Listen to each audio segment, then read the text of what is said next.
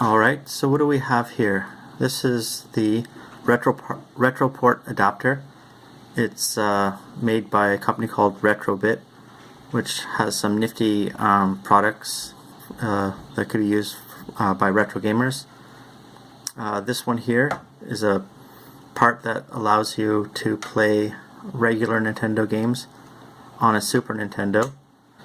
Anyway, the purpose of this video, it's going to be the first of probably a number of videos. It's going to tell you how you can use this thing to make your own standalone NES clone. So basically you can play NES games without a Super Nintendo. So it'll be standalone.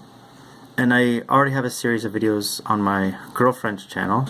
It's more of a diary, but these videos I think I'm going to try to be more instructional so that you guys, if you pay close enough attention, could do this yourself if you would like.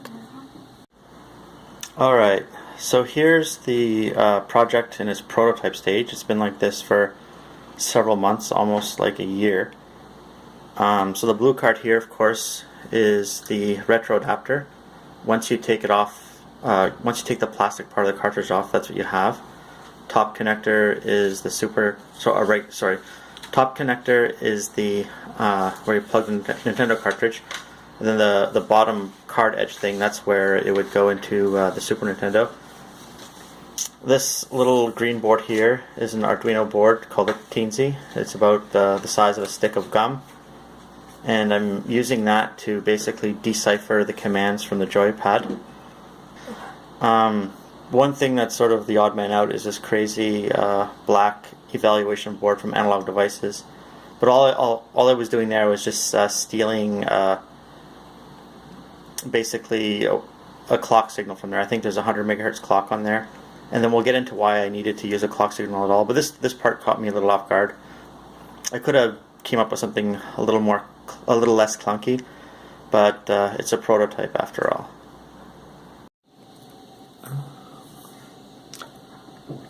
Okay, so this is the Retrobit adapter up close. I'm going to attempt to tell you guys how it works. I'll just show you some things first of all.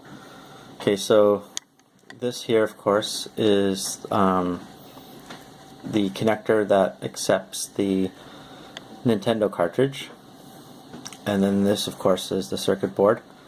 So I've modified this, but this here is the card edge that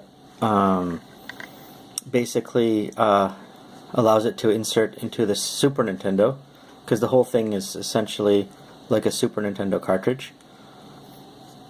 This here, this is a common feature. Let's say you'll find this in, I would say, all the Super Nintendo cartridges. Rather than like it being EEPROM, it's flash. I'm not sure if this is like a megabyte or whatever, but most Super Nintendo games were like a megabyte. This here, this is called the NES on a chip, and you might remember, possibly, depending on your age, in the early 2000s, or maybe around 2005, there's lots of I think TV games type thing. Basically you would get a single joystick or whatever, and it would have like 6 built-in games or 50 built-in games. The reason why they were able to do that is that you had like a single chip over here, basically, that's hardware compatible to the original Nintendo. Alright, so now this is the stuff that the engineers slash designers that did the Retrobit adapter, this is their special bit of hardware that they did in order to get this product to work. Okay, so again, this is some of the customizations essentially done like by the designers when they designed the Retrobit adapter. This one here is a decoder, and address bits. Basically on this bus here from the Super Nintendo, you'll have data bits and address bits. So some of the address bits are routed to the decoder.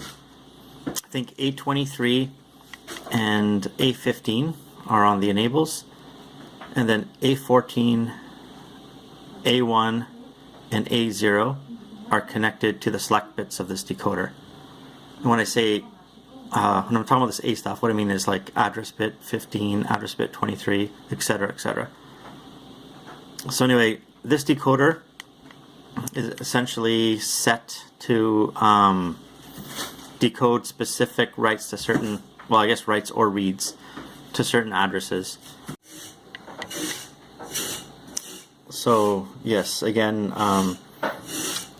this decoder will respond to 3 different addresses. The first one, and these are hex addresses, but the first one is C000. The next one is C001, and the next one is C002. And that brings us to each of these. These 2 devices are shift registers, but they're not just shift registers.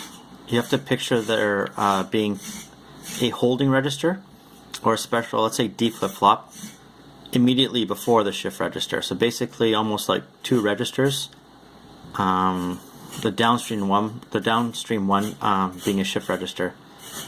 So what happens with this decoder, and just sort of in general, so what will happen is on this flash there's a special program, and the program will cause a Super Nintendo to read from its own joysticks and then write, in the case of port 1, it will write data, like basically the data represented by the joystick.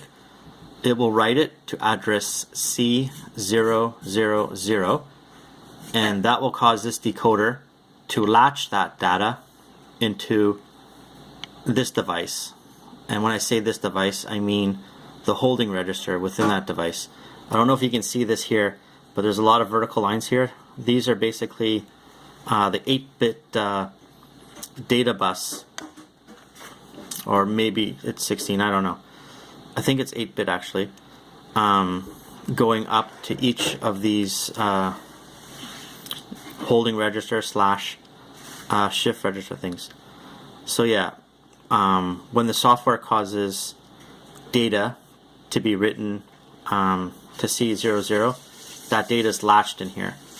And in a similar way, the other joystick data, the software will write to C001, and that will latch into the holding register of this. The Nintendo itself has its own way of reading from its joystick, and he doesn't realize that there's custom thing here, so he'll operate sort of in a normal fashion.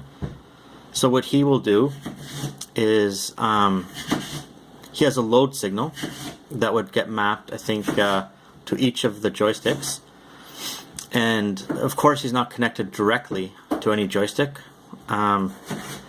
That instead has been mapped to load pins on each of these. So basically, when he issues his load, stuff from the holding register will go into the shift register. So basically you're loading the shift register, and that's going to happen in each of those.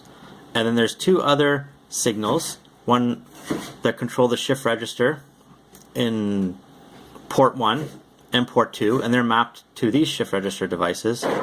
And then so he'll basically operate like he's reading from his own joysticks, but meanwhile he's actually shifting the data from the shift registers that reside in here. And I think what I'll do, because I'm not good at remembering specific part numbers, in the description I will basically, for these 4 devices anyway, which are the customizations here, I'll write down the part numbers so you guys can look them up if you would like. And then actually there's one sort of bit of weirdness detail here. This here is a D flip-flop, and it's used for 2 different purposes.